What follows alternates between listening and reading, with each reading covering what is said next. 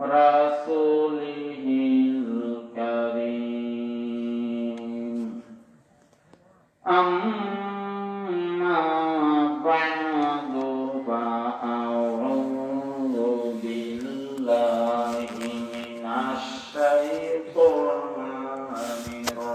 الرجيم بسم الله الرحمن الرحيم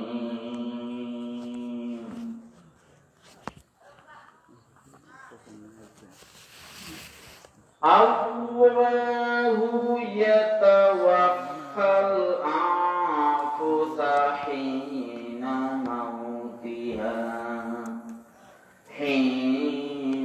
موتها والتي لم تمت في منامها فيمسك التي قضى عليها الموت ويرسل الأخرى إلى أجل مسمى إن في ذلك لآيات لقوم يتفكرون وكان رسول الله صلى الله عليه وسلم إن الله قبض أرواحكم حين شاء وردها عليكم حين شاء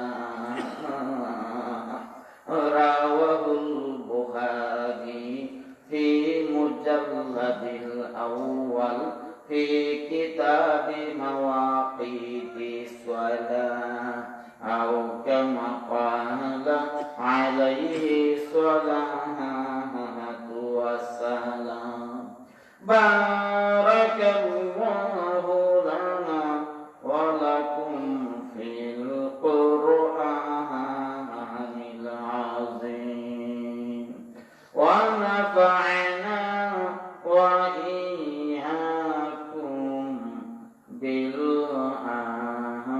بالآيات والذكر الحكيم أستغفر الله الذي لا إله إلا هو الحي القيوم وأتوب إليه ولا حول ولا قوة إلا بالله العلي العظيم اللهم صل على سيدنا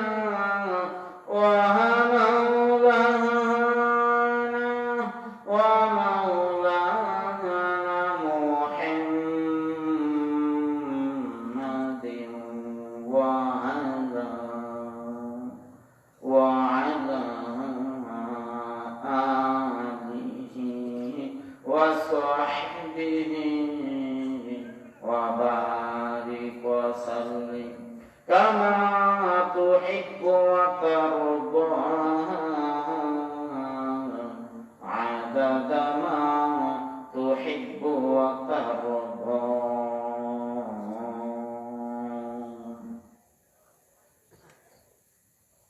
অধ্যকার ইসলামী মহাসম্মেলনের কি নাম বিদ্যালয়ে অধ্যকার মহফিলের সম্মানিত সভাপতি হযরত উলামায়ে কেরাম বুজুর্গানে দিন মুআজ্জাজ হাজির অন্তত এই আগে থেকে খুঁজে না যা হোক যারা বলেন ওয়াজ মহফিল ওয়াজ ওয়াজ অধিকাংশ ওয়াজ আমাদের জানা অভাব হইল চলা। এই ওয়াজ অনুযায়ী কেন চলতে পারি না, কি জিনিসের অভাব? এই একটা ওয়াজ আজকে যদি আমরা করছি, কয়টা ওয়াজ? একটা। সেটা হলো কি জিনিসের অভাব, এই একটা ওয়াজ। তাহলে ওয়াজ তো মোটামুটি জানাই আছে। বাংলাদেশের টেকনাফ থেকে তেঁতুলিয়া পর্যন্ত যারা মুসলিম আছে, ইসলাম ধর্ম অনুসরণ আছে, হিন্দু, বৌদ্ধ, খ্রিস্টান, ইহুদি, মাজুসি, শিখ, ব্রাহ্মণ, গৌতমের যে অনুসারী বৌদ্ধ, এই দিনে বাদ দিলাম, যারা মুসলিম ইসলাম ধর্মের অনুসারী আছে, মুসলমান, এই মুসলমানদের মধ্যে শতকরা কতজন নামাজ পড়ি, কতজন নামাজ পড়ি না? মনে করেন 10%, 100 মধ্যে 10 জন নামাজ পড়ি আর 90 জন নামাজ পড়ি না। এই 90 জনের প্রত্যেকের জানা আছে না না, এই ওয়াজ জানা আছে না না যে নামাজ পড়া ফরজ? বলেন, জানা আছে না না? নামাজ পড়া যে ফরজ, এটা যে 90% মুসলমান নামাজ পড়ি না, এই 90% মুসলমানদের এই ওয়াজটা জানা আছে না না যে নামাজ পড়া ফরজ? তারপরে কি জিনিসের অভাব, কি জিনিসের অভাব? যেই অভাবের কারণে নামাজ পড়া ফরজ জানা সত্ত্বেও নামাজ পড়ার শক্তি কেন পাই না?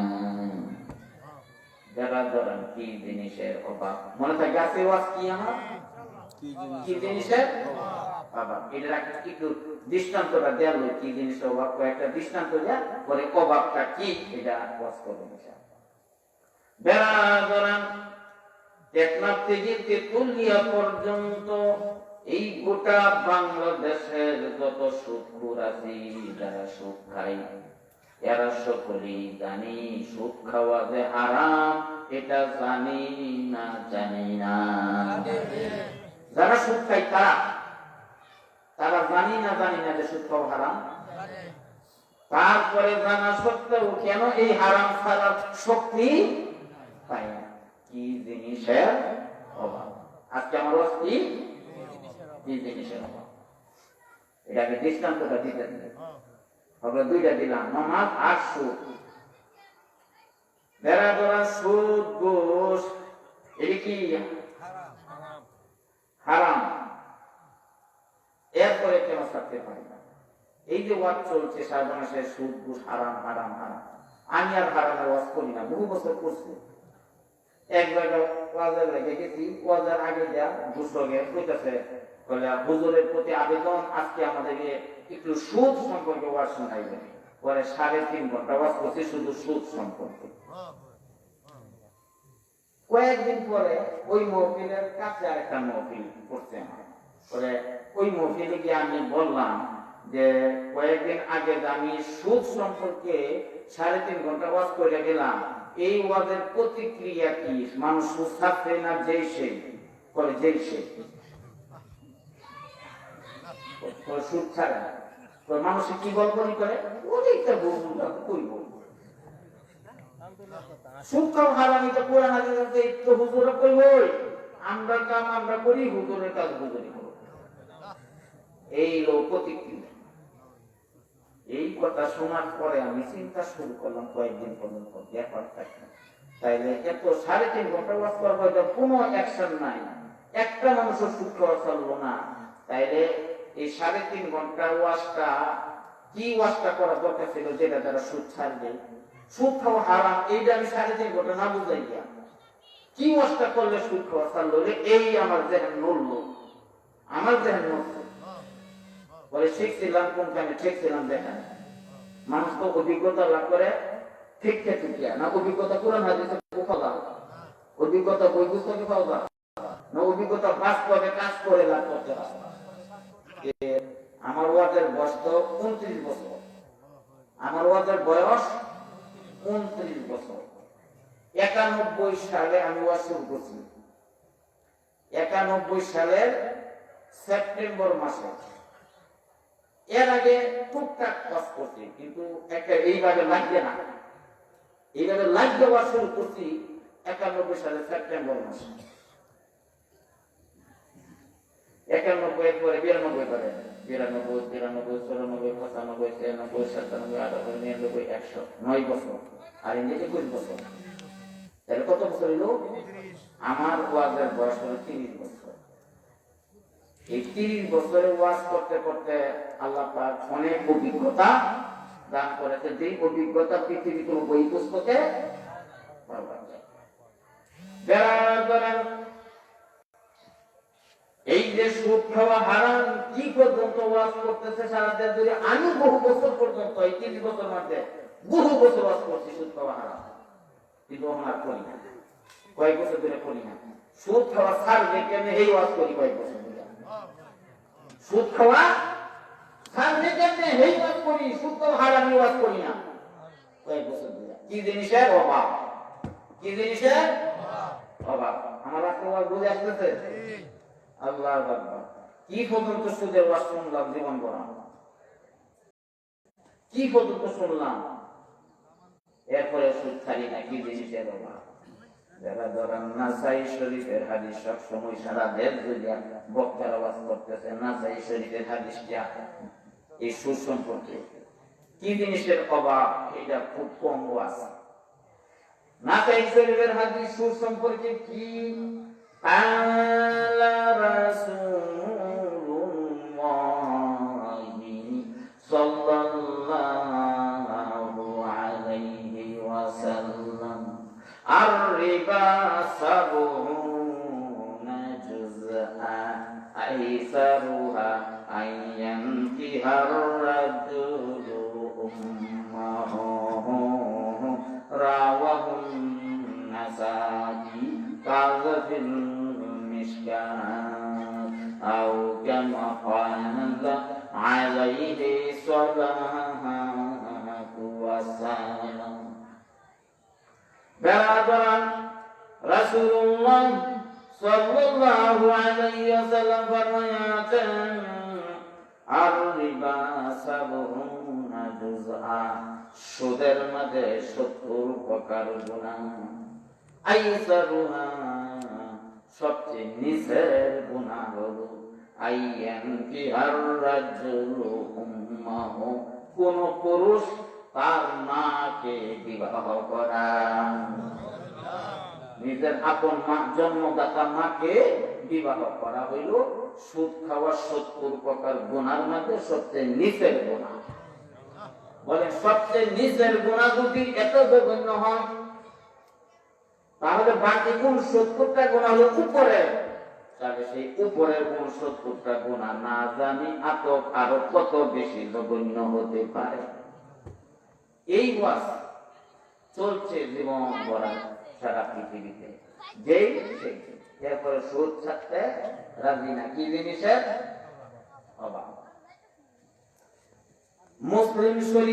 মুসলিম শরীফের দ্বিতীয় খণ্ড, قال رسول الله صلى الله عليه وسلم لعن الله آكل الربا وموكله وكاتبه وشاهديه رواه مسلم أو كما قال عليه الصلاة والسلام। বলেন নাউযু বিল্লাহি। রাসূলুল্লাহ সাল্লাল্লাহু আলাইহি ওয়াসাল্লাম ফরমাইয়াছেন যে লানাল্লাহ, আল্লাহ পাক লানত করেছেন, অভিশাপ করেছেন সুদের ব্যাপারে 4 শ্রেণীর মানুষের উপরে। সুদের ব্যাপারে 4 প্রকার মানুষের উপরে আল্লাহ লানত করেছেন, অভিশাপ দিয়েছেন। এরা হলো অভিশপ্ত, লানত প্রাপ্ত, মালউন। আল্লাহর পক্ষ থেকে এলামাল মালাউন বলে না। কি 4 প্রকার? 1 নম্বর হলো আকেলার রিবা, যে সুদ খায়, সুদখোর, হে মালাউন। 2 নম্বর হইল মুকেলাহু, যে সুদ খাওয়ায়, মানুষকে যে সুদ দেয়, সুদদাতা, এই 2 নম্বর মালাউন। 3 নম্বর হইল ওয়াকাতে বাহু, যেই ব্যক্তি সুদের কথা লেখালেখি করে এরা মালাউন। যেই ব্যাংকে চাকরি করলে সুদের কথা লিখতে হয় এরা চাকরি জায়েজ নাই। এই চাকরি করিয়া যত বেতন পা সব বেতন হইল হারাম। এই হারাম বেতন খাইয়া 5 ওয়াক্ত নামাজ কবুল হবে না, সবে বরাত সবে কদরের নামাজ কবুল হবে না, ঈদের নামাজ কবুল হবে না, জুম্মার নামাজ কবুল হবে না। বাপ মারা গেলে বাপের জানাজা পড়বে, তার জানাজা কবুল হবে না। মার জানাজা পড়বে, তার মার জানাজা কবুল হবে না।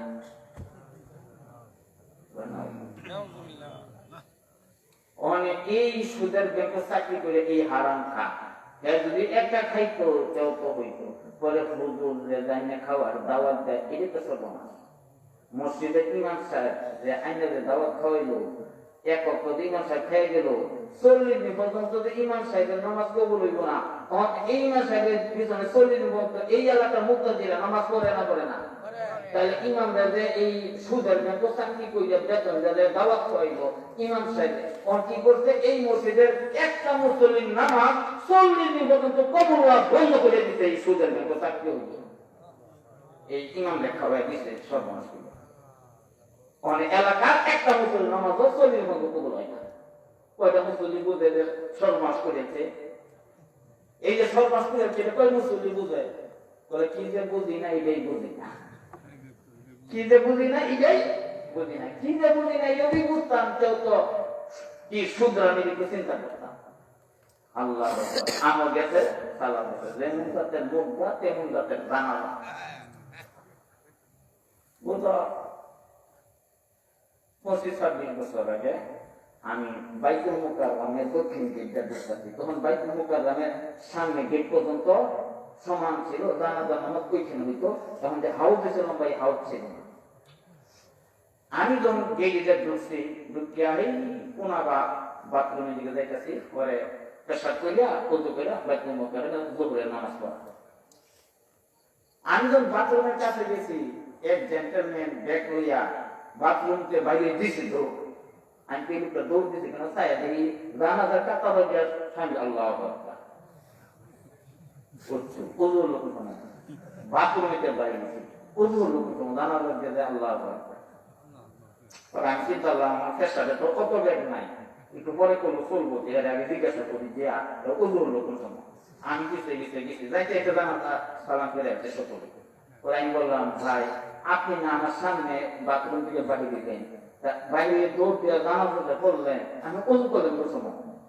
মুন্সি সাহেব কি যে কোন যার জানাজা করছে সে জীবনে কোন নামাজ করছে?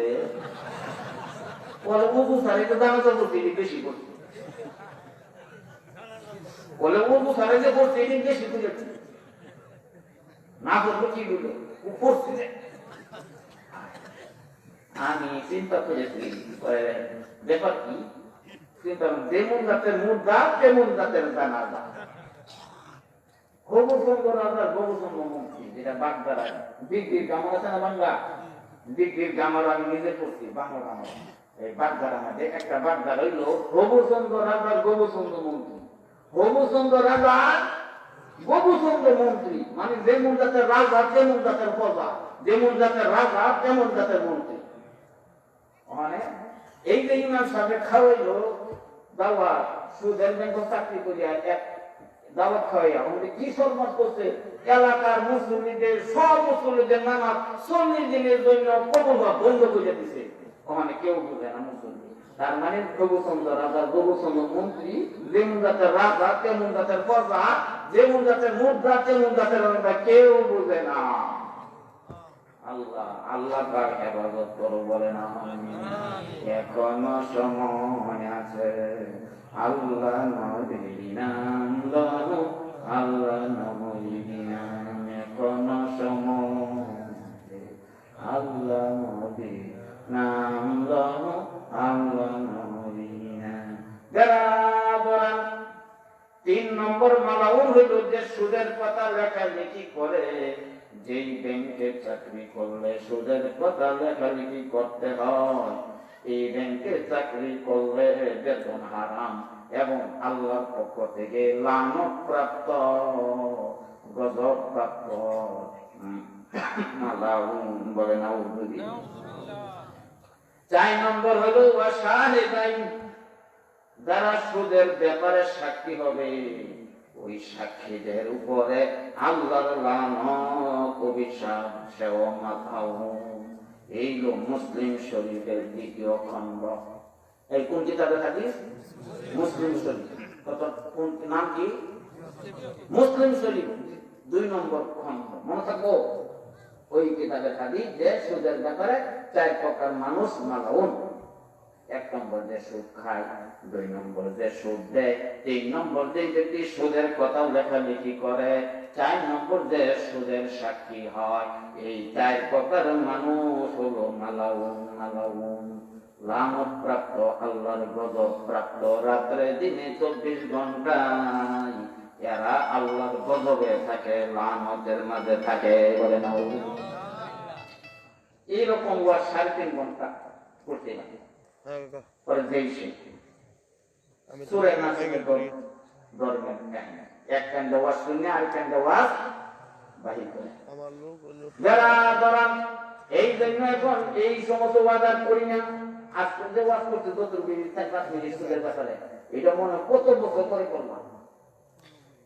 একটা ওয়াজ খেলিয়া কিভাবে সুদ ছাড়বে এই ওয়াজ করব, কি জিনিসের অভাব, কি জিনিসের মনে একটা মূল কথা। এই দিকে আমি যাচ্ছি। বেড়া যাইতেছেন গিয়া কি ওয়াজ তো আমরা বলে ভূমিকা পেতেছি। কি কইতাছি? ভূমিকা টানতাছি। ওয়াজ তো করাম কি জিনিসের অভাব কই দিয়া সকলে টানতাছি যে জানি, এরপরে আমি করতে পারি না যে অভাবটা যে আছে এটা দেখাইতাছি। ঠিক না বেটি? পরে হইলো ওয়াজ কি জিনিসের অভাব, ওইটা কেমনে দূর হবে, ওইটা হইলো ওয়াজ। বেড়া করাম সুদ, ঘুষ, চুরি, ডাকাতি, সন্ত্রাসী, চাঁদাবাজি, বোমাবাজি, এগুলি তো জায়েজ কি কন? জায়েজ না হারাম? যারা এইগুলি করি তারা সকলেই জানি না যে এইগুলি হারাম।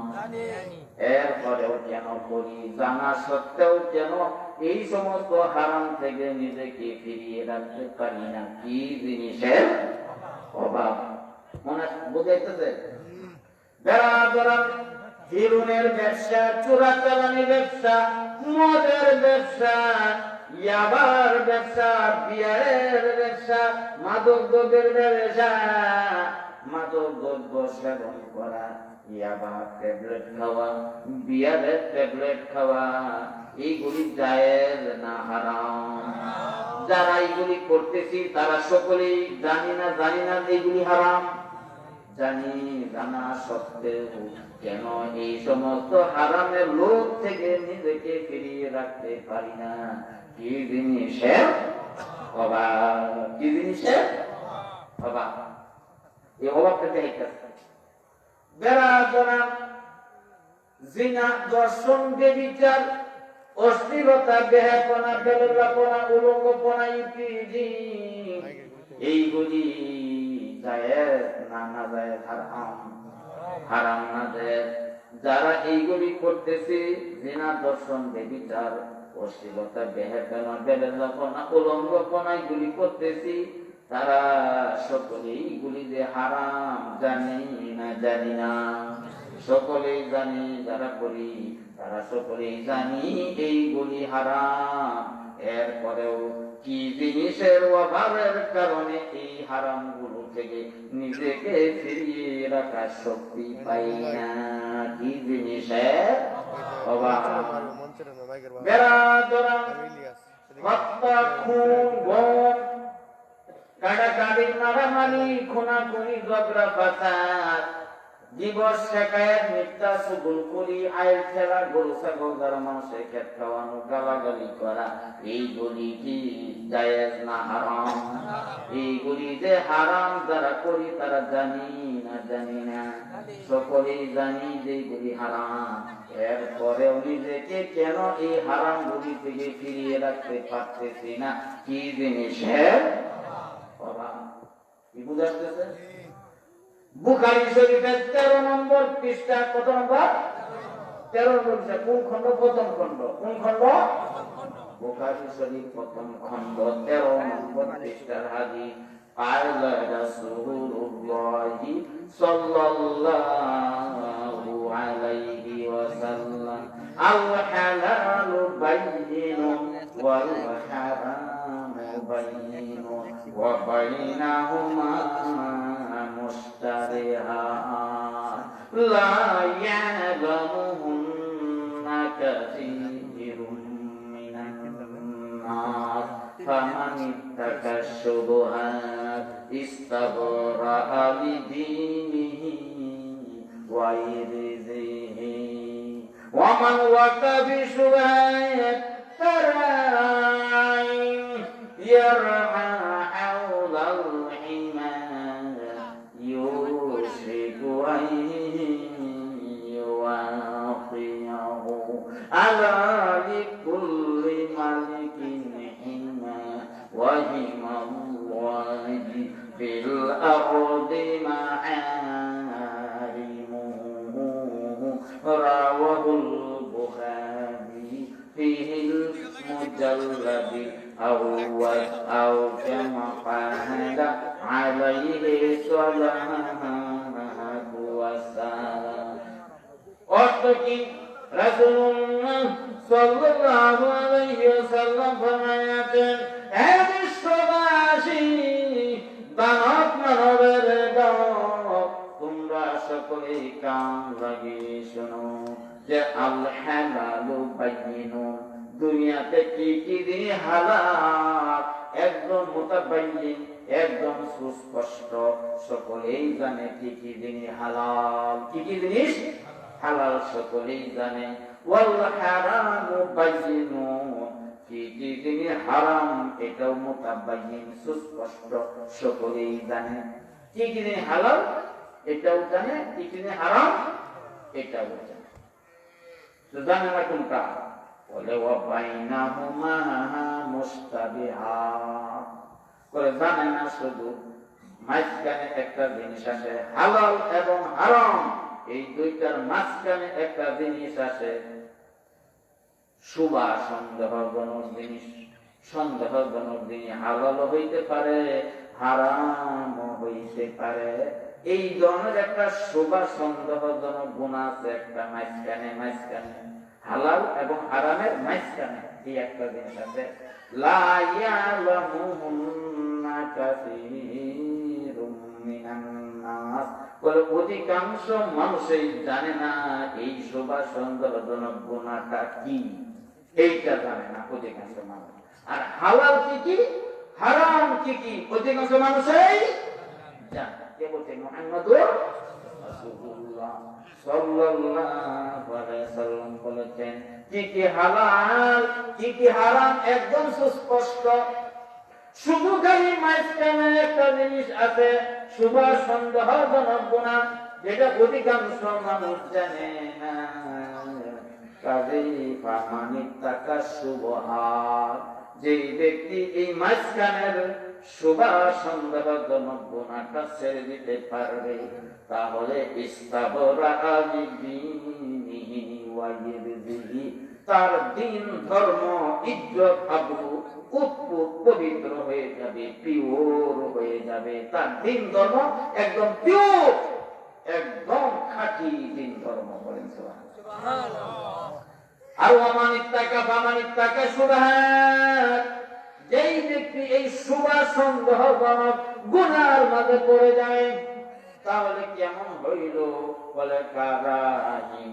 ওই রাখালের মতো হইল যে ইয়ারা হাওলাল হিমা যেই রাখাল রাখালি করতেছে হাওলাল হিমা নিষিদ্ধ চারণ ভূমির আশেপাশে নিষিদ্ধ চারণ ভূমির আশেপাশে ছাগল রাখালি করতেছে ইউশিকু আন ইউয়াকিয়াহু সন্দেহ আছে যে কোন সময় ছাগল ঘাস খেতে খেতে যে কোন সময় নিষিদ্ধ ক্ষেতের মধ্যে মুখ দিয়া দিতে পারে বলে সেই নিষিদ্ধ এলাকার আশেপাশে হইল শুভ সন্দেহজনক যে ব্যক্তি শুভ সন্দেহের মাঝে পড়লো যে কোন সময় হারামের মাঝে পড়ে যেতে পারে বলে ঠিক আলা বি কেয়ারফুল সাবধান হয়ে শোনো হে বিশ্ববাসী যে লিকুল্লি মালিকিন হিমা, প্রত্যেক বাদশার একটা নিষিদ্ধ এলাকা আছে, প্রত্যেক রাজা বাদশার একটা নিষিদ্ধ এলাকা আছে, বঙ্গভবন আছে। বাংলাদেশের প্রেসিডেন্ট আব্দুল হামিদ প্রেসিডেন্টের বঙ্গভবনের মতো এরকম একটা নিষিদ্ধ এলাকা আছে, সর্বসাধারণের প্রবেশ নিষেধ। বলে এইরকম লিকুল্লি মালিকিন হিমা, বুখারী শরীফের 13 নম্বর পৃষ্ঠার হাদিস। রাসূলুল্লাহ সাল্লাল্লাহু আলাইহি ওয়াসাল্লাম ফরমাইয়াছেন যে প্রত্যেক রাজা বাদশার একটা নিষিদ্ধ এলাকা আছে, সর্বসাধারণের প্রবেশ নিষেধ। বলে এইরকম লিকুল্লি মালিকিন হিমা ওয়া হিমাল্লাহি ফিল আরদি মাহারিমুহু, রাওয়াহুল বুখারী। বুখারী শরীফের প্রথম খণ্ড 13 নম্বর পৃষ্ঠার হাদিস। বলে যেই রকম ভাবে প্রত্যেক রাজা বাদশার একটা নিষিদ্ধ এলাকা আছে, ঠিক তদ্রুপ ওয়া হিমাল্লাহি ফিল আরদি মাহারিমুহু। বলে রাজার রাজা, রাজাদিরাজ, মহারাজ যে আল্লাহ, সেই আল্লাহর নিষিদ্ধ এলাকা হলো এই পৃথিবীর বুকে মাহারিমুহু, যত হারাম আছে সব, যত হারাম আছে 30 পার কোরআন শরীফে, লক্ষ লক্ষ হাদিস শরীফে, সব হারামগুলি হলো আল্লাহ পাকের নিষিদ্ধ এলাকা। আর নিষিদ্ধ এলাকার আশেপাশে হলো সন্দেহজনক গুনাহ। যেই ব্যক্তি সন্দেহজনক গুনার মধ্যে পড়লো, সেই ব্যক্তি যে কোনো সময় আল্লাহর নিষিদ্ধ এলাকার মধ্যে পড়ে যেতে পারে, যে কোনো সময় আল্লাহর নিষিদ্ধ কাজ হারাম করে ফেলতে পারে।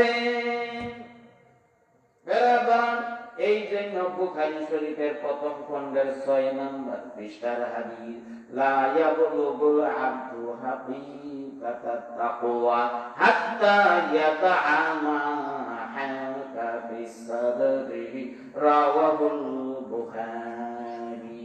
বুখারী শরীফের 6 নম্বর পৃষ্ঠার হাদিস, যে লা ইয়াবলুগুল আবদু হাকিকাতাত তাকওয়া, কোন বান্দা তাকওয়ার হাকিকতে পৌঁছতে পারবে না, হাত্তা ইয়াদা, যতক্ষণ পর্যন্ত সে ছাড়তে না পারবে কোন গুনাহ। বলে মা হাকা ফিস সাদরি, যে গুনাহ তার অন্তরের মধ্যে সন্দেহজনক মনে হয়, ওই শুভা সন্দেহজনক গুনাহটা যতক্ষণ কোন বান্দা ছাড়তে না পারবে, ততক্ষণ পর্যন্ত পৃথিবীর কোন বান্দা তাকওয়ার হাকিকতে পৌঁছতে পারে না। বুখারী শরীফের 6 নম্বর পৃষ্ঠা, প্রথম খণ্ড 6 নম্বর পৃষ্ঠা। এই জন্য কবি বলে চেষ্টা তাকওয়া তরকে শুবহাত ও হারাম, চেষ্টা তাকওয়া তরকে শুবহাত ও হারাম, আগলবাসো আগশারাব আগতোহান, আগলবাসো আগশারাব আগতোহান। যে চিত্তে তাকওয়া, তাকওয়া কি? বলে তরকে শুবহাত, যত শুভা সন্দেহজনক গুনাহ আছে এইগুলি ছেড়ে দেওয়া, ও হারাম, এবং যত হারাম আছে, নিষিদ্ধ এলাকা আছে, নিষিদ্ধ কাজ আছে, কোরআন শরীফ হাদিস শরীফে সব ছেড়ে দেওয়া। নিষিদ্ধ এবং শুভা সন্দেহজনক এই 2 প্রকার গুনাহ ছেড়ে দেওয়ার নাম তাকওয়া। কোথায় থেকে ছেড়ে দেওয়া? আগলেবাসো আলশারাব আজতাম, বলে পরিধেয় থেকে যা কিছু পরিধান করি এইগুলির মধ্যে, বলে হারাম এবং সন্দেহ ছাড়া যত কাপড় চাপড় করবো, এই কাপড়ের টাকার মধ্যে 1 টাকা হারাম তো করে সন্দেহজনক টাকাও থাকতে পারবে না, তাইলে হলো তাকওয়া। বলে আমার টুপি, আমার পাগড়ি, আমার রুমাল, আমার আলা, আমার পাঞ্জাবি, আমার গেঞ্জি, আমার পায়জামা লুঙ্গি, যা কিছু পরবো এইগুলি কি মানলাম না হারাম থাকে? বাইহাকি শরীফের হাদিস। এই নিয়ার জায়গাতে কি জিনিসের অভাব না হয়ে জায়গা, কি জিনিসের অভাব? এই তো কোন লেখা হয় কাঞ্চি ভূমিকা, এই আমার ভূমিকাটা শেষের পর্যায়ে। এখন আমরা শুরু করলাম কি জিনিসের অভাবটা। ওহনিতে জায়গা রাত কত বেশি হয়েছে না, ঠিক না? ঠিক। আল্লাহু আকবার, আল্লাহু আকবার। আল্লাহ পাক আমাদের সকলকে কবুল মঞ্জুর করুন। আমরা যারা এইভাবে দুনিয়াতে এখন একত্রে আছি, আমরা এইভাবে একত্রে সকলে জান্নাতে কে কে থাকতে চাই? আর যারা যাইতেছি না, তারা কেমনে জান্নাতে যাইব? আল্লাহ আকবার। জান্নাতে যাওয়ার প্রেসক্রিপশন দেওয়া হচ্ছে। কি দেওয়া হচ্ছে? প্রেসক্রিপশন।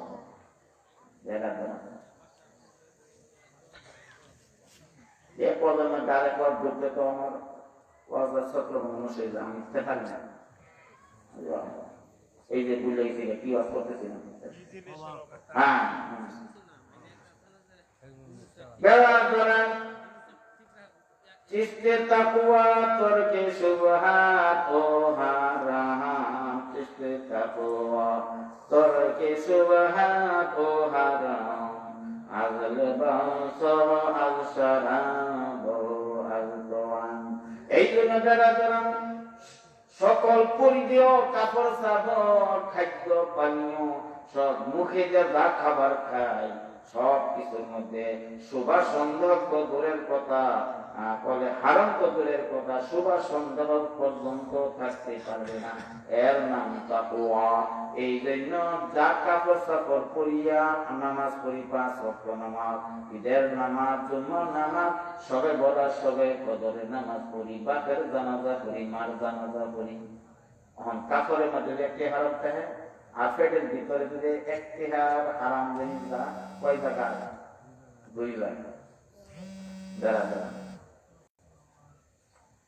বাইহাকী শরীফের হাদিস, রাসূলুল্লাহ সাল্লাল্লাহু আলাইহি ওয়াসাল্লাম ফরমায়াছেন, মান ইশতারা সাওবান বিআশারাতি দিরহামিমা ওয়া ফীহি দিরহামুন হারাম লাম ইয়াকবালুল্লাহু সালাতাহু মা দামা আলাইহি, রাওয়াহুল বাইহাকী আও কামা ক্বালা আলাইহি সাল্লাল্লাহু ওয়াসাল্লাম। অতঃপর রাসূলুল্লাহ সাল্লাল্লাহু আলাইহি ওয়াসাল্লাম ফরমায়াছেন যে মান ইশতারা সাওবান, যেই ব্যক্তি খরিদ করলো একটা জামা, একটা কাপড়, বিআশারাতি দিরহামিমা, 10 দিরহাম দ্বারা। কত দিরহাম দ্বারা? 10 দিরহাম দ্বারা একটা কাপড় খরিদ করলো, একটা কাপড় কিনলো 10 দিরহাম দ্বারা। ওয়া ফীহি দিরহামুন হারামুন, এর মধ্যে মাত্র একটা দিরহাম হারাম টাকা। কয় দিরহাম? 1 দিরহাম হারাম টাকা আর 9 দিরহাম হালাল টাকা। হালাল টাকা 9 দিরহাম, হারাম টাকা 1 দিরহাম। 1 আর 9 মিললে 10 দিরহাম হয়েছে। এই 10 দিরহাম দ্বারা একটা কাপড় কিনে আনলাম, হয় টুপি, না হয় পাগড়ি, না হয় আবা, না হয় গেঞ্জি, না হয় পাঞ্জাবি, না হয় লুঙ্গি, না হয় পায়জামা, একটা কিছু কিনে আনলাম। তাহলে অবস্থা কি? বলে লাম ইয়াকবালুল্লাহু সালাতাহু, আল্লাহ পাক তার নামাজ কবুল করবেন না। কতদিন পর্যন্ত? বলে মা দামা আলাইহি, যতদিন এই কাপড় তার গায়ে থাকবে ততদিন পর্যন্ত। কোন কিতাবের হাদিস? বাইহাকী শরীফ। কোন কিতাব? মনে থাকবে কোন কিতাব? বাইহাকী শরীফ। 40 দিন না, যতদিন জামা গায়ে থাকবে ততদিন। মনে করেন আমি একটা আবা 12 বছর পরে 1 সপ্তাহ আগে বদলাইছি, 12 বছর পরে এটা কিনেছি। এই যে 12 বছর পরলাম একটা আবা, যখন গত বছর আসছিলাম এই আবা ছিল, আরেক আবা ছিল, ওইটা 12 বছর 1 যুগ পরে আরেকটা লইলাম, 1-2 সপ্তাহ। 12 বছর যে আবাটা করলাম, 40 দিন না যতদিন কাপড়টা যতদিন থাকবে ততদিন পর্যন্ত নামাজ কবুল হবে। যে একটি হারাম, এই যে 12 বছর বললাম একটা আবার, যদি একটি হারাম থেকে দেয়, এই 12 বছরের নামাজ কবুল হয়েছে। এই নিয়ে একটা নামাজ পড়ে আইলাম আপনাদের মহফিলে। এই যে আমার টুপি, পাগড়ি, আবার এই যে পাঞ্জাবি, গেঞ্জি, লুঙ্গি, মানে পায়জামা, এই যা কিছু আমার গায়ে আছে, যদি 1 টাকা হারাম থেকে এই কাপড়কে কেনার মধ্যে, তাহলে আমার এসার নামাজ কবুল হয় না। এরকম শুধু আসা, বাকি 4 ওয়াক্ত এই 5 ওয়াক্ত শুধু এটা কাপড় পরে তো আমি ঈদের নামাজও পড়তেছি, 2 ঈদ বছরে জুম্মার নামাজ পড়তেছি, কত মানুষের জানাজা পড়তেছি, কত মানুষের জানাজা ইমামতি করতেছি, ইমামতি তো কবুল হবে না। একটি হারাম থাকলে তো জানাজাই কবুল হবে না, জানাজা কবুল হলে তো সবই শেষ। কি উপায় হবে বলেন? চিন্তা যে নাই। কোথায় ছেলে কোথায় আসলে কোথায় যাবে ভাই, নিশ্চিন্তে বসে আসর চিন্তা কেন নাই, নিশ্চিন্তে বসে আসর চিন্তা কেন নাই। ঠিক না বেশি? আল্লাহ আকবার। একটু চিন্তা লেগে বলতেছি কি জিনিসের অভাব, বেড়াবেন সেইদিকে দেখতেছি কি জিনিসের অভাব। এই বিষয়ের উপর আজকে ভূমিকা টানলাম যে 1 টাকা হারাম থাকলেও কাপড়ের মধ্যে এই কাপড় যতদিন থাকবে নামাজ কবুল হবে না। আর পেটের ভিতরে 2 দুহে হারাম, কাপড় ওনার থেকে পেটের ভিতরে যা খাই আসলাম, পেটের ভিতরে যা ঢুকাইলাম, 2 একটি হারাম খায়, তাহলে 40 দিন পর্যন্ত কোন নামাজ ইবাদত কবুল হবে না।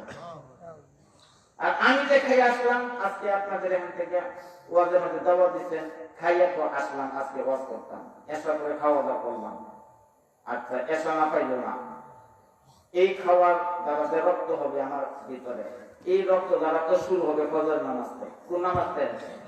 ফজর নামাজ শুরু হবে। আর শেষে তাহলে তাহাজ্জুদ পড়ার সুযোগ সুবিধা দেয়, তাহলে তাহাজ্জুদে শুরু হবে। তখন যদি আমার হারাম খাওয়াই থাকে, এই মাত্রাটা বোঝার দরকার সকলে। এই মাত্রা এই যে আমরা খাওয়াই দিল, খাইয়া তো আইসি এখানে অজ এসব মাছ করছি, খাওয়াইছি, পরে আসলাম ওয়াজ করতে, খাওয়াই গেলে দুজন একটি হারাম থাকে।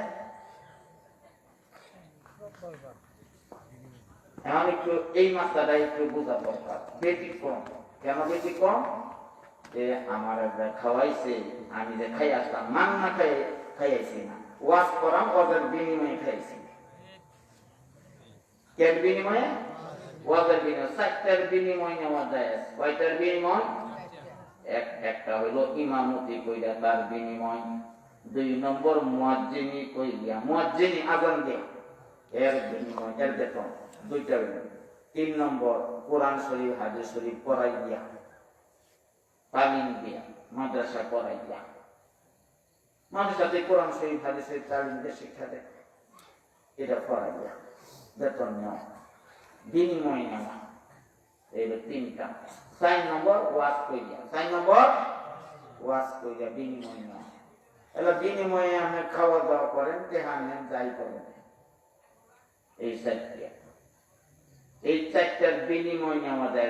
বিনিময়টা চাই সুদের দেও, চাই গোসের দেও, আল্লাহ হারামতে দেও, হালালতে দেও, যেহানতে বলে হেনতে দেও, এটা আমার চিন্তার দরকার নাই। তুমি যারা টেহা দিতেছো, খাওয়াইতেছো, তার আগে চিন্তা করো, আমার চিন্তা দরকার নাই। কেন? আমি মান্না নিছি না, আমি ইমামতি করে নিছি, আমি মুয়াজ্জিনি করে নিছি, আমি মাদ্রাসা পড়াইয়া এর বিনিময় নিছি, আমি ওয়াজ করতেছি, ওয়াজ কইরা ওয়াজের বিনিময়ে খাইছি, ওয়াজের বিনিময়ে মাইক্রো ভাড়া নিতেছি, ওয়াজের বিনিময়ে টেহা নিতেছি, মান্না নিতেছি না।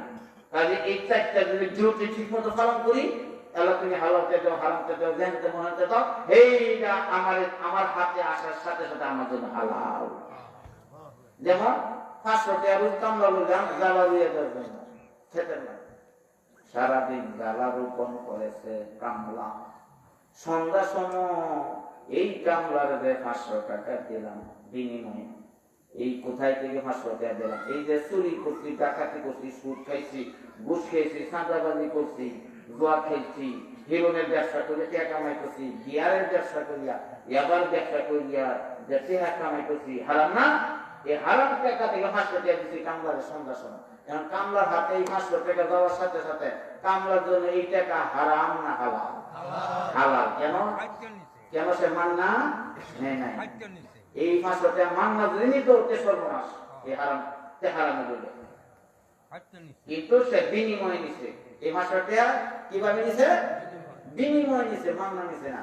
এই জন্য সারাদিন যে খাচ্ছে হালাল খাটা খাচ্ছে, এই হালাল খাটিয়া এর বিনিময়ে 500 টাকা নিছে। হালালের বিনিময় হালাল, হালাল খাটিয়া 500 টাকা বিনিময় পাইছে, এই 500 টাকা তার হাতে দেওয়ার সাথে সাথে হালাল হয়ে গেছে।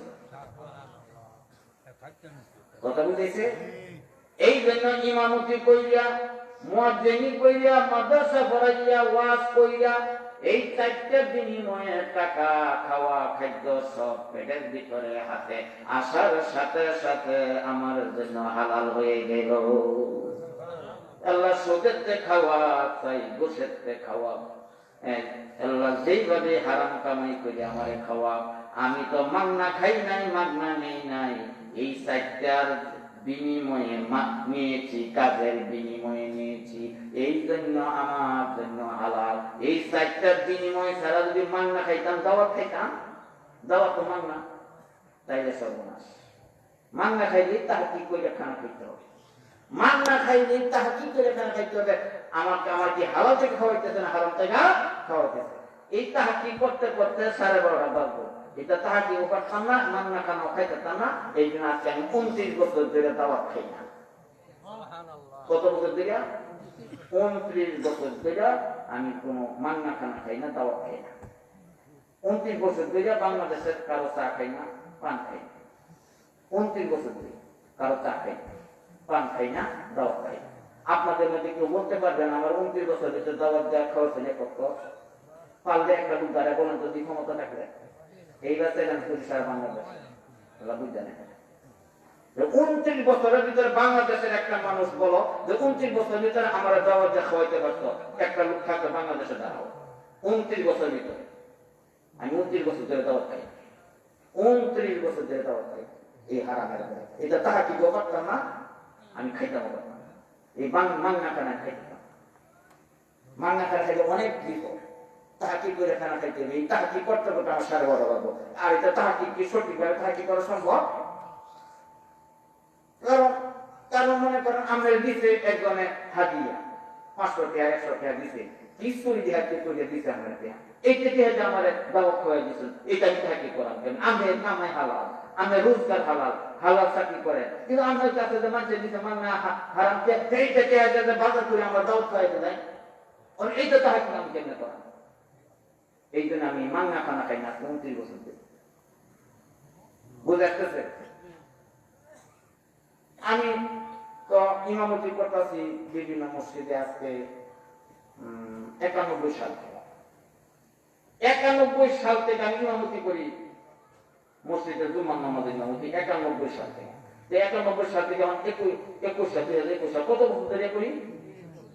এই 30-31 বছর ধরে জানি জুমার নামাজের ইমামতি করতে করি বাংলাদেশে। বাংলাদেশে কেউ আমার দাওয়াতে খাওয়াইতে পারছে একদিন? এই 31 বছর উত্তর 32 বছর উত্তর আমি ইমামতি করি, কিন্তু কোন মানুষের দাওয়াত, কোন মুসলিমের দাওয়াত খাই, কারণ এটা হারাম হবে। কথাটা বুঝে আসতেছে?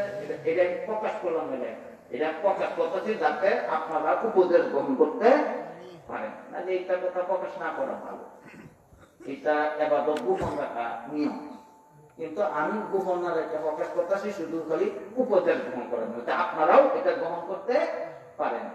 যাতে এই চিন্তাটা করে যে উনি কত বছর ধরে এইভাবে চলতে পারে, আমি পারবো না কেন? শুধু এই উপদেশটা গ্রহণ করার জন্য। 10 জনে পারে যাহা তুমিও পারিবে তাহা, একবারে না পারিলে দেখো শতবার, তবু পারিবে না এই কথাটি তো বলিবে না। কথা ঠিক না বেশি? যারা শুধু এই দিনে প্রকাশ করলাম, কিয়ামতের একটা আলামত হইতো, এমন একটা জমানা আসবে মানুষ কোনো পরোয়া করবে না, লা ইউবালি আমিনাল হালালি আমিনাল হারাম। রাসূলুল্লাহ সাল্লাল্লাহু আলাইহি ওয়াসাল্লাম ফরমায়েছেন, কিয়ামতের আগে একটা আলামত হলো মানুষ খাইবে, চিন্তা করবে না এটা কি হালাল থেকে খাইলাম না হারাম থেকে খাইলাম, এই চিন্তাটাও করবে না, পাইবে আর খাইবে। এটা হলো একটা কিয়ামতের আলামত। বলে না হুজুরি? গরু ছাগলে কি হালাল হারাম চিন্তা করে? আমি যদি হালাল হারাম চিন্তা না করতে, গরু আমাদের পার্থক্য কি বলে? হাই হাই হাই হাই, এখনো সময় আছে, আল্লাহ নবী নাম লহু, আল্লাহ নবী নাম, এখনো সময় আছে। দাঁড়া দাঁড়া, এই জন্য যদি অল্প হায়াত, সামান্য হায়াত, সময় হাজার হাজার বছর, আলমে আরওয়া রুহের জগতে আপনার আমার রুহ ছিল দেহ ছাড়া, দেহের ভিতরে 50-100 বছরের জন্য। আবার আজরাইল সাল্লাম দেহ থেকে রুহটাকে বাহির কইরা নিয়ে যাইবে, আলমে জগতে হাজার হাজার বছর থাকবে দেহ ছাড়া। এই দেহ ছাড়া আগে ছিল হাজার হাজার বছর, পরেও থাকবে হাজার হাজার বছর। টেম্পোরারি অস্থায়ী ভাবে দুনিয়াতে আল্লাহ পাক 50-100 বছরের জন্য পাঠাইছে। এই জন্য চিন্তা কইরা চলতে হবে, কোথায় ছিলা, কোথায় আসলা, কোথায় যাবে ভাই। নিশ্চিন্তে বসে আছো, চিন্তা কেন নাই? যারা এই নিশ্চিন্তে বসে আছে চিন্তা ছাড়া, হঠাৎ আজরাইল ড্রাইভার মৃত্যুর গাড়ি নিয়ে হাজির হইয়া রুহটাকে টান মেরে নিয়ে যাইবে। হ্যাঁ, যখন রুহটাকে বের করে নিয়ে যাইবে, রাত্রে ঘুমাইলে যে রুহ সারা পৃথিবীতে ঘোরায়, ওই রুহকে আজরাইল সাল্লাম যখন নিয়ে যাইবে, দেহ করে থাকবে, ওই রুহের সাথে ছেলে মেয়ে মা বাপ কেউ যাবে না। ওই দিন রুহটা বলবে কিভাবে চলার দরকার ছিল, কিভাবে চললাম, ভুল কোথায় করেছি। ওই দিন চিন্তা ঢুকবে, কপালে কান্দন ছাড়া কিছু না। যারা মারা গেছে এইভাবে নিশ্চিন্তে বসে থাকিয়া চিন্তা ছাড়া চলছে, এখন দেহ চলে গেছে মাটি নিচে, রুহ চলে গেছে আলমে বরলোকে, এখন কান্দন শুরু হয়ে গেছে। এই কান্দনের শুরু আছে আর শেষ নাই, এখনো সময় আছে। আল্লাহ নবী নাম লও, আল্লাহ নবী নাম, এখনো সময় আছে। আল্লাহ নবী নাম লও, আল্লাহ নবী নাম। তাইলে সমস্ত ইবাদত কবুল করাইতে হইলে, পরকালে নাজাত পাইতে হইলে, দুনিয়া ছেড়ে আখিরাতে যাওয়ার পর নাজাত পেতে হলে, তাহলে কি করতে হবে? শুধু ওয়াজ শুনলেই চলবে না, ওয়াজ করলেই চলবে না, হালাল হারাম জানলেই চলবে না। এই হালাল হারাম জানা অনুযায়ী চলতে হবে। এই চললেই, আমল করলে জান্নাতে যাওয়া যাবে। তিলকাল জান্নাতুল্লাতী উরিসুমুহা বিমা কুনতুম তা'মালুন। এই জান্নাতের ওয়ারিস হবে তোমরা, যা আমল করবে চলবে। এই চলার বিনিময়ে, এই আমলের বিনিময়ে, এই কাজের বিনিময়ে তোমরা সেই জান্নাতের ওয়ারিস হবে। যারা তোমরা হালাল হারাম জানলেই জান্নাতে যাওয়ার জন্য চলতে হবে। এই জন্য খালি জানলাম সুদ, ঘুষ, চুরি, ডাকাতি, সন্ত্রাসী, চাঁদাবাজি, মৌলবাদী, হারাম, এই জানার দ্বারা জান্নাতে যেতে পারবো না। এগুলি ছাড়তে হবে। কি জিনিসের অভাব ছাড়তে পারি না? এই ওয়াজ। যারা আপনারা হিরোনের ব্যবসা, চোরাচালানের ব্যবসা, মদের ব্যবসা, ইয়াবার ব্যবসা, এই ধরনের বিয়ারের ব্যবসা, সকল মাদক দ্রব্যের ব্যবসা হারাম। শুধু হারাম জানলেই চলবে না, এই হারাম ছাড়ার ব্যবস্থা করতে হবে। তাইলে জান্নাতে যাওয়া যাবে। না জানার দ্বারে যাওয়া যাবে না, চলতে হবে, চলতে হবে, হারাম ছাড়তে হবে, তাইলে জান্নাতে যাওয়া যাবে। এই রকম ভাবে জিনা, দর্শন, ব্যভিচার, অশ্লীলতা, বেহায়াপনা, বেরোলাপনা, উলঙ্গপনা ইত্যাদি, এইগুলি যে হারাম, এটা শুধু জানলেই জান্নাতে যাওয়া যাবে না। এই জানা অনুযায়ী চলতে হবে, আমল করতে হবে, তথা এই হারামগুলি ছাড়তে হবে, তাহলেই জান্নাতে যাওয়া যাবে। বলেন সুবহানাল্লাহ। এই জন্য কি জিনিসের অভাব, যে অভাবের কারণে সব হারামগুলি জানা সত্ত্বেও এইগুলি ছেড়ে দেওয়ার মতো শক্তি পাই না। কথা ঠিক না বেঠি? শক্তি গেল কোথায়? সেই অভাবটাই আজকে আমাদের জানা দরকার। কথা ঠিক না বেঠি? বেড়া ধরান, এই লো আজকের ওয়াজ। আমি যেটা করতে চাই এতক্ষণ ভূমিকার মাধ্যমে, যে কি জিনিসের অভাব, কি জিনিসের, এতক্ষণ তো কিছু দেখাইলাম যে আমাদের অবস্থাটা কি, যে এলেম আছে আমল নাই, এলেম আছে আমল নাই, ওয়াজ জানি কিন্তু এই অনুযায়ী চলতে পারি না।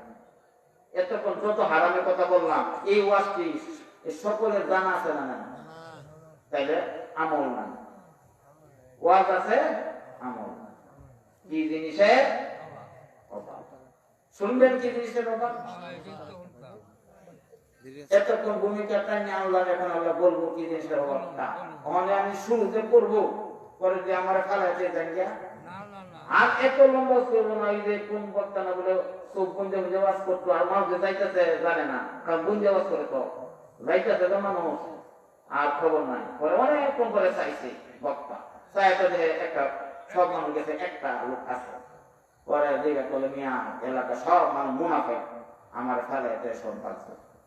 বলে তুমি একমতো খাটি মান্দা, আমি এমনি খাটি মান্দা ভাঙ না, আমি তো মাইক ব্যাপার একটা, আমি মাইক ছাড়েন না, আমি মাইক ছেড়ে যাই কেমনে, আমি তো না পাইলে ইমানদার, পাইলে ইমানদার।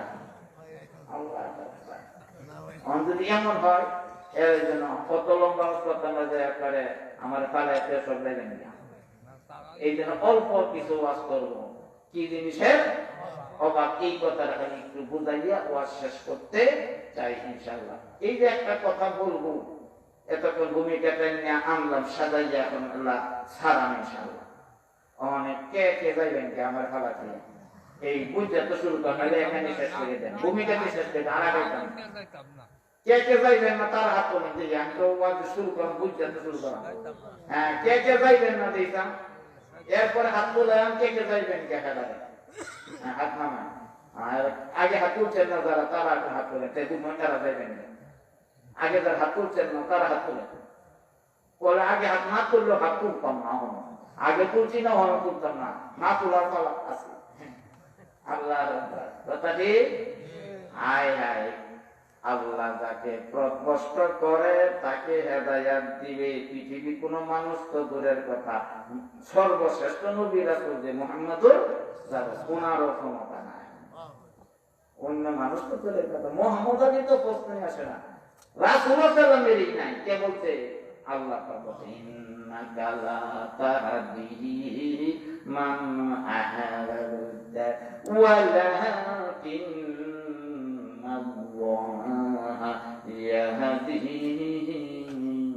মান ইয়াশা। আল্লাহ পাক ঘোষণা করেছেন, হে বিশ্ববাসী তোমরা সকলে কান লাগিয়ে শোনো যে ইন্নাকা লা তাহদি মান আহবাবতা। ইয়া রাসূলুল্লাহ, আপনি চাইলে যাকে ইচ্ছা তাকে চাইলেই হেদায়েত দিতে পারবেন না, ওয়ালাকিন্নাল্লাহ ইয়াহদি মান ইয়াশা, বরং আল্লাহ পাক যাকে চান তাকে হেদায়েত দেন। হেদায়েতের মালিক কি পৃথিবীর কোন মানুষ, পৃথিবীর কোন বক্তা, কোন নবী রাসূল না? একমাত্র আল্লাহ। আল্লাহর উপর এই আয়াতটা কখন অবতরণ করে রাসূলুল্লাহ সাল্লাল্লাহু আলাইহি ওয়াসাল্লামকে সান্ত্বনা দিয়েছেন, যখন রাসূলুল্লাহ সাল্লাল্লাহু আলাইহি ওয়াসাল্লামের আপন চাচা আবু তালেবের মৃত্যুর সময় ঘনিয়ে এসেছে। রাসূলুল্লাহ সাল্লাল্লাহু আলাইহি ওয়াসাল্লাম চিন্তা করলেন, আবু তালেব আমার আপন চাচা, যদিও আমার প্রতি ঈমান আনে নাই, আমাকে নবী হিসাবে কবুল করে নাই, ঈমান হারা, কিন্তু তারপরেও তার ছত্র ছায়ায় থাকার কারণে আমি যে নবুয়তের দায়িত্ব পালন করেছি, কাফেররা আবু তালেবের ভয়ে আমাকে আক্রমণ করার সাহস পেয়েছে, পাই নাই। কাফের আক্রমণ করলে চিন্তা করতে যে আবু তালেব এখনো জীবিত, যদিও মুহাম্মদের ধর্ম গ্রহণ করে নাই, তারপরে যেহেতু আপন ভাতিজা মুহাম্মদুর রাসূলুল্লাহ, আবু তালেবের আপন ভাতিজা এতিম বাচ্চা ছিল, পেটের ভিতরে থাকতে বাপ মারা গেছে, 6 বছর বয়সে মা মারা গেছে, এতিম বাচ্চা খুব যত্ন করে তার দাদা আব্দুল মুত্তালিব পালছিল। 8 বছর বয়সে আব্দুল মুত্তালিব ইন্তেকাল করার পর আবু তালেব আপন চাচা তার লালন পালনের দায়িত্ব গ্রহণ করেছে। রাসূলুল্লাহ সাল্লাল্লাহু আলাইহি ওয়াসাল্লামের 8 বছর বয়স থেকে আবু তালেব পালতেছে, অদ্যাবধি পালতেছে। এত বছর যদি মুহাম্মদের উপর আক্রমণ করি, কেন লা ইলাহা ইল্লাল্লাহ প্রচার করে, কেন বাপ দাদা 14 গোষ্ঠী ধর্মের উপরে চুনকালি মারছে, কেন নতুন ধর্ম প্রচার করে, যদি মুহাম্মদকে আক্রমণ করি মারার জন্য, তাহলে আবু তালেব আপন চাচা বসে আছে, সে বসে থাকবে না, আমাদের বিরুদ্ধে তলোয়ার রইবে, যে আমি চাচা থাকতে আমার ভাতিজাকে মারবে, আমি বসে থাকবো, হইতে পারে না। এই ভয়ে, এই আবু তালেবের ভয়ে কাফেররা আক্রমণ করতে সাহস পায় নাই। এই কারণে রাসূলুল্লাহ সাল্লাল্লাহু আলাইহি ওয়াসাল্লামের এই নবুয়তের দায়িত্ব পালন করতে অনেক সাহায্য হয়েছে। এই জন্য রাসূলুল্লাহ সাল্লাম আবু তালেবের ইন্তেকালের সময় চিন্তা করতেছেন যে আমার চাচার উসিলায় তো আমার ইসলামের কাজ করতে অনেক সুবিধা হয়েছে, এর বিনিময়ে তো আবু তালেব আমার চাচারের পরকালে আমি কিছুই উপকার করতে পারবো না, সুপারিশ করার কোনো ক্ষমতাই পাইব না যদি কালেমা বলে ইমানের সাথে না মরে, কারণ ইমান হারা হইয়া মরলে বিনা হিসাবে জাহান্নামী।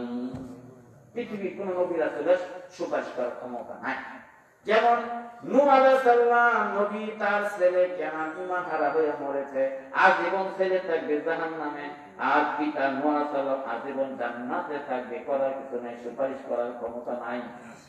কাজেই ঈমান হারা হইয়া নবী রাসূলের ছেলে হইলেও লাভ নাই, আর ঈমান হারা হইয়া নবী রাসূলের বাপ হইলেও লাভ নাই। ইব্রাহিম আলাইহিস সালাম নবী রাসূল, তার পিতা আজর ঈমান হারা হইয়া মরেছে, ইব্রাহিম আলাইহিস সালামের মতো এত জলিল কদর নবী রাসূলের পিতা আজীবন জাহান্নামের আগুনে জ্বলবে, আর ছেলে নবী রাসূল হইয়া আজীবন জান্নাতে থাকবে, সুপারিশ করার ক্ষমতা নাই। যারা দরান ঈমান হারা হইয়া মরলে বিনা হিসাবে জাহান্নামী। নবী রাসূলের ছেলে হইলেও লাভ নাই, নবী রাসূলের বাপ হইলেও লাভ নাই, নবী রাসূলের স্ত্রী হইলেও লাভ নাই, স্বামী হইলেও লাভ নাই। বলে লূত আলাইহিস সালাম নবী রাসূল, তার স্ত্রী ঈমান হারা হইয়া মরেছে, স্ত্রী থাকবে আজীবন জাহান্নামে, স্বামী নবী রাসূল লূত আলাইহিস সালাম আজীবন জান্নাতে থাকবে, করার কিছু নাই, সুপারিশ করার ক্ষমতা নাই। আর স্বামী ঈমান হারান, স্ত্রীও ঈমান ওয়ালি, মিস্টার ফেরাউন ঈমান হারা স্বামী, তার স্ত্রী আসিয়া বিবি ঈমান ওয়ালি, আজীবন জান্নাতে থাকবে, আর স্বামী মিস্টার ফেরাউন ঈমান হারা, আজীবন জাহান্নামে থাকবে। স্বামী এক জায়গায়, স্ত্রী আর এক জায়গায়, করার কিছু নাই। কেন? ইমানের প্রশ্ন আপোষহীন, কোনো আপোষ নাই, কোন নবীর সুপারিশ চলবে না। চাচা আপন পান না, নিজের যা নিজেই খালাস করতে হবে। খাওয়া দাওয়া, আমার ক্ষুধা লাগছে, আমার বিনিময় দিয়ে বলে দিতে হুজুর আমার তো ক্ষুধা লাগছে, আমার বিনিময়ে আপনি একটু খাই আসেন, আপনাকে বলবো না আমার ক্ষুধা আমার খাইতে হবে। আমার পেশার কাহিনা দোষে যদি বলি ভাই আমার পরিবর্তে একটু পেশার কাহিনা করে আসো, তাহলে আমার পেশার কাহিনা কাজ হইব না আমারই করতে হবে। যে এইরকম ইমান বা এইরকম আমার ইমান আমারই আনতে হবে, পৃথিবীর সব ইমান আনলেও আমার ইমান হবে। এই জন্য ঈমান হারা হইয়া মরলে বিনা হিসাবে জাহান্নামী। পৃথিবী কোন নবী রাসূলের পর্যন্ত সুপারিশ করার ক্ষমতা নাই। এই জন্য মুসলিম শরীফের হাদিস রাসূলুল্লাহ সাল্লাল্লাহু আলাইহি ওয়াসাল্লাম বলেছেন, শাফাআতি লি আহলিল কাবাইরি মিন উম্মতি, রাওয়াহু মুসলিম আও কামা ক্বালা আলাইহি সাল্লাতু ওয়াস সালাম। অর্থটি শাফাআতি, আমার রাসূলের সুপারিশ হইল কাদের জন্য? ঈমান হারাদের জন্য? কখনো না। কার জন্য? আমার উম্মতের মধ্যে যারা কবিরা গুনাহ করে মারা গেছে, ঈমান আছে অথচ আমলের মধ্যে ত্রুটি, কি কবিরা গুনাহ, ঈমানের সাথে মারা গেছে কিন্তু সাথে সাথে কবিরা গুনার আমল লইয়া মারা গেছে, এই সমস্ত ঈমানওয়ালাদের জন্য কবিরা গুনাহ যাতে আল্লাহ মাফ করে, এদের জন্য একমাত্র আমার রাসূলের সুপারিশ। ঈমান হারা মানুষের জন্য কোন নবীর সুপারিশ নাই। ঈমানের সাথে মরতে হলে, গুনাহ থাকলে, এই আমলের ত্রুটি থাকলে, এইটার জন্য নবী রাসূলের সুপারিশ। তাহলে নবী রাসূলের সুপারিশ কি ঈমানের ক্ষেত্রে না আমলের ক্ষেত্রে? আমলের ক্ষেত্রে সুপারিশ। আমলের ত্রুটি বিচ্যুতির ক্ষেত্রে নবী রাসূলের সুপারিশ। আর ঈমান হারা হইয়া গেলে পৃথিবী কোন নবী রাসূলের সুপারিশের ক্ষমতা নাই। না কোন বিশ্বাসের আছে, হ্যাঁ কোন সাহাবীর আছে, তাবিঈন, তাবিঈন, উলামা মুতাকাদ্দিমিন, উলামা মুতাআখিরিন, পীর মাশায়েখ, আউলিয়া উলিয়া, গোসকুত আউলিয়া, পীর পয়গম্বর, কোন মাখলুকের ক্ষমতা আছে? কোন ফেরেশতার ক্ষমতা আছে? কোন নবীর ক্ষমতা আছে? পৃথিবীর কোন মানুষের, জিনের, ফেরেশতার, কোন মাখলুকের ক্ষমতা নাই। ঈমান হারা হইয়া মরলে বিনা হিসাবে জাহান্নাম। এই জন্য আবু তালেব আপন চাচা এত উপকার করলো রাসূল সাল্লাল্লাহু আলাইহি ওয়াসাল্লামের। এখন যদি ঈমান হারা হইয়া মরে, রাসূলুল্লাহ সাল্লাল্লাহু আলাইহি ওয়াসাল্লাম জানেন যে এর বিনিময়ে আবু তালেবের পরকালে কোনো উপকার করার ক্ষমতা আমি মুহাম্মদ পাইব না, রাসূলুল্লাহ মুহাম্মদ পাবো না। এই জন্য দেখি মরা শরীর কালেমাটা করে ইমানের সাথে মরার কিছু ব্যবস্থা করা যায় কিনা, এই চিন্তায় মৃত্যুর সময় আবু তালেবের পাশে রাসূলুল্লাহ সাল্লাল্লাহু আলাইহি ওয়াসাল্লাম বসলেন। বসিয়ে বললেন, ও আমার চাচা, আপনি তো জীবন ভরা আমার অনেক খেদমত করেছেন, আপনার ছত্র ছায়ায় থাকার কারণে আমার এই নতুন ধর্ম ইসলাম ধর্ম প্রচার করতে আমার অনেক সুবিধা হয়েছে, কাফেরদের আক্রমণ থেকে আমি হেফাজতে রয়েছি আপনার উসিলায়। আপনার দ্বারা এত খেদমত হয়েছে ইসলামের, এখন যদি আপনি কালেমাটা না পড়ে মারা যান তাহলে তো বিনা হিসাবে জাহান্নামে চলে যাবেন। এই খেদমতের বিনিময়ে আমি তো পরকালে চুল পরিমাণ উপকার আপনার করার ক্ষমতা পাইব না। এই জন্য চাচা আমার আশা অন্তত একবার লা ইলাহা ইল্লাল্লাহ এই কালেমাটা একবার পড়িয়া মারা মরেন।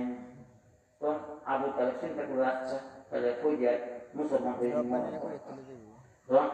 পাশে আবু জাহেল বসা, আবু জাহেল বসে আবু তালেব দেখুন ইমাম লইয়া মরার আগে দেখা যায় ইমাম নিয়ে বুঝা যাইতেছে, যখন বুঝা যাচ্ছে কালেমা পড়িয়া ফেলবে আবু তালেব বাক্কা বুঝা না, এমনি আবু জাহেল দাঁড়াইছে, বলে আবু তালেব শোনো, কালেমা বলার আগে আমার কথা শোনো, কি তুমি যদি এখন কালেমা পড়িয়া মুসলমান হইয়া তোমার বাতিদার ধর্ম গ্রহণ করিয়া মরো, সারা জীবন তোমার এই বংশের মানুষ তোমাকে গালি দিব যে আবু তালেব সারা জীবন কি করলো, বাপদাদা 14 গোষ্ঠী ধর্মের উপর চুনকালি মাজ্জা আবু তালেব বাতিদা ধর্ম গ্রহণ করে মরছে, এই অপমান দিব জীবন করা তোমাকে যদি ইসলাম ধর্ম কবুল করো।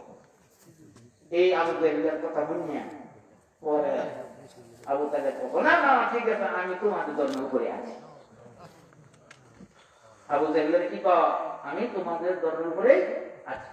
এই আছি করার সাথে সাথে আজাদাই পেলেন, আজাদ সালাম কাজে একটা টান মাইরা রাত্রে ঘুমাইলে যে রুহ সারা পৃথিবীতে করে স্বপ্ন দেন, ওই আবু তালেবের রুহটা একটা টান মেরে বেঁকে নিয়ে গেছে, ইন্তেকাল করে ঈমান খারাপ হইয়া মারা গেল আবু তালেব। রাসূলুল্লাহ সাল্লাল্লাহু আলাইহি ওয়াসাল্লাম ব্যথা বেদনা মনে কষ্ট নিয়ে ঘর থেকে বাইরে হইয়া চলে আসতেছেন রাসূলুল্লাহর বাড়িতে।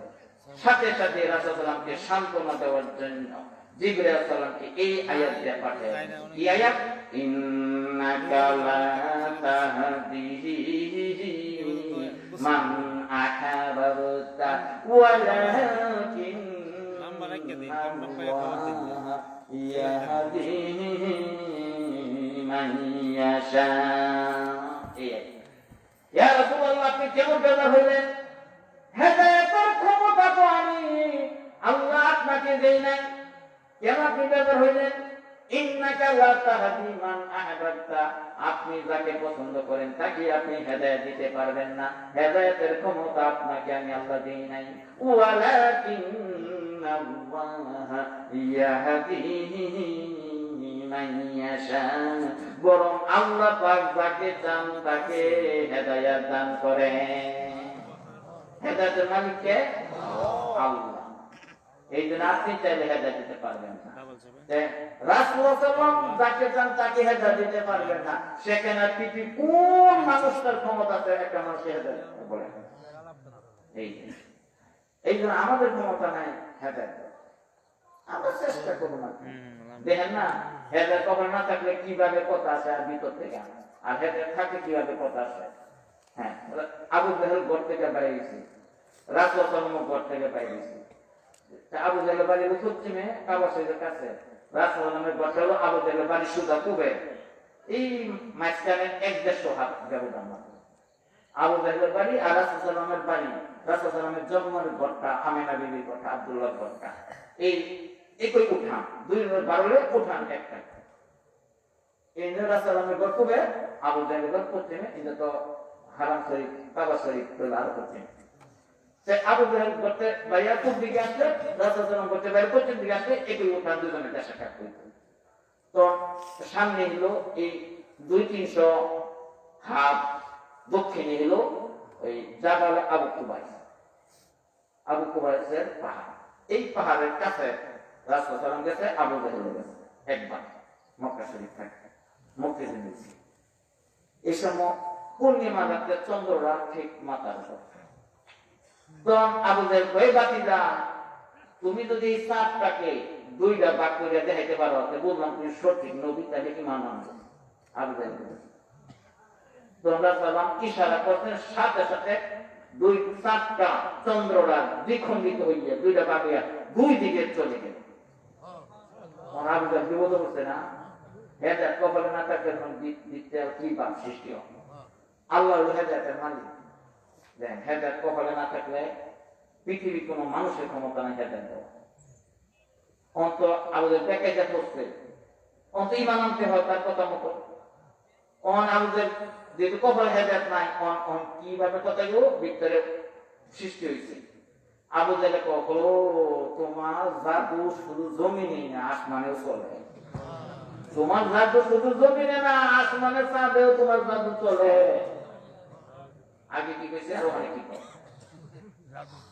দেখছেন, আগে কয় এই চাঁদটারে দুই ভাগে ভাগ করতে হলেই বললাম তুমি সঠিক নবী। এই সময় কোন এটা জাদু, এই সময় তো তুমি সঠিক নবী। অঙ্করে যে আসতেছে অন কি কইয়া বাঁচবো যাতে হেদায়েত না আসে, এই হেদায়েত যাতে কপালে না আসে, এই জন্য হয় কি বলো তোমার জাদু আসমানের চাঁদ চলে। তাহলে কপালে কি নাই হেদায়েত না থাকলে এইভাবে কথা আছে। আর যদি কপালে হেদায়েত থাকো তো ওই আল্লাহ এই জীবনে তো পৃথিবীতে আদম আলাইহিস মধ্যে এই ধরনের কাজ পৃথিবী কোনো জাদু করে থাকছে না, এটা তো জাদু করে এই কাজ সম্ভব না, একমাত্র নবী রাসূলের দ্বারাই সম্ভব। তুমি যে সঠিক নবী আর কোনো সন্দেহ নাই, আমার পরে দাও লা ইলাহা, এইটা ছিল সঠিক কথা। হেদায়েত কথা থেকে এইভাবে কথা আসতো, কথা ঠিক না বেটি? অঙ্ক তাই কি কিভাবে এই হেদায়েতের মালিক কে? আল্লাহ। হেদায়েতের মালিক আল্লাহ পাক তার নিজের হাতে রেখে দিয়েছে। হেদায়েতের ক্ষমতা কোন নবী রাসূলকে পর্যন্ত দেয় নাই, কাজী মুহাম্মদ আলী তো দূরের কথা, ঠিক না বেটি? আমরা একটু নকল হরকত করি, একটু চেষ্টা করি, কি করি একটু চেষ্টা করি, এই আমাদের ক্ষমতা একটু চেষ্টা চালাই। আচ্ছা একটু হেদায়েত পাওয়া যায়, হেদায়েত আল্লাহ দিলে আমরা একটু চেষ্টা করে দিই, এই জন্য একটু চেষ্টা করলাম হাত তোলানোর বিষয়, কথা বুঝেছে? কিন্তু আমারও শেষ পর্যন্ত থাকবেন, হাত তুলাইলাম, সকলে হাত তুলছেন না, আমি তো দেখছি যারা হাত তুলছেন না পরে হাত তুলাইলাম, ওরা হাত তুললো না, তাহলে একবার হাত তুললো না, তার মানে যাইলাম ওরা কপালে হেদায়েত নাই। তাহলে আমার কি করার আছে? আমার চেষ্টাটা কথা ঠিক না বেশি? যারা হাত তুলছেন তারাই থাকেন, তারাই শুনিয়ে দেয় কি জিনিস অবাক জিকির করিলাম ইলাহা ইল্লাল্লাহ লা ইলাহা ইল্লাল্লাহ লা ইলাহা ইল্লাল্লাহ লা ইলাহা ইল্লাল্লাহ। কি দিয়ে সবার শুরু করবে ইনশাআল্লাহ? একটু গপ পানি খাইবেন। সুবহানাল্লাহ আলহামদুলিল্লাহ ওয়া লা ইলাহা ইল্লাল্লাহ লা ইলাহা ইল্লাল্লাহ লা ইলাহা ইল্লাল্লাহ সুবহানাল্লাহ আলহামদুলিল্লাহ ওয়া লা ইলাহা ইল্লাল্লাহ লা ইলাহা ইল্লাল্লাহ লা ইলাহা ইল্লাল্লাহ সুবহানাল্লাহ আলহামদুলিল্লাহ ওয়া লা ইলাহা ইল্লাল্লাহ সুবহানাল্লাহ আলহামদুলিল্লাহ ওয়া লা ইলাহা ইল্লাল্লাহ লা ইলাহা ইল্লাল্লাহ ইলাহা ইল্লাল্লাহ সুবহানাল্লাহ আলহামদুলিল্লাহ ওয়া লা ইলাহা ইল্লাল্লাহ সুবহানাল্লাহ আলহামদুলিল্লাহ ওয়া লা ইলাহা ইল্লাল্লাহ লা ইলাহা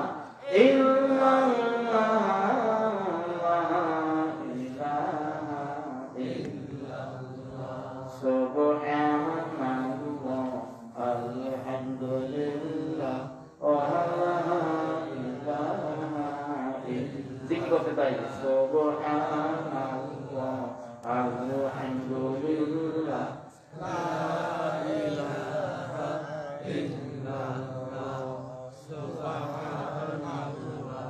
এই পানি খাওয়ার সুন্নত তরিকা জানো? পানি যখন খাইতেছি সুন্নত তরিকাটা শেয়ার বিসমিল্লাহ কইয়া পানি পান করা শুরু করা। তাহলে শয়তান যে জিন জাতির মধ্যে যে শয়তান, জিন জাতির মধ্যে যারা গুনাহ করা এদের উপাধি হলো শয়তান। শয়তান